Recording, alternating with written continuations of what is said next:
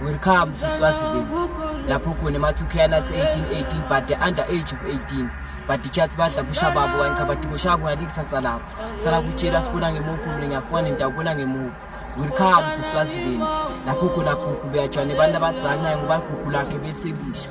Kwatise phela phuphu kuhambe empini ngebuhle endzaweni. Kahle kahle phuphu bekusibuko sendzawo. Bekuyimbali kathi hawonke umfana. Bekuyimbali kathi chaza ebusika nasehlobo. Leja konke lokusuka shabalala. Laba batiko lafunza napho nabambwana namuhla banekumfanisa. Labanye ama-addiction bakhe nasibakhomba zonke zasebsheni bakhe bamphika. Phuphu beyahleza hlala ngephambili ma-GTI kwa-Mercedes kwabhemi.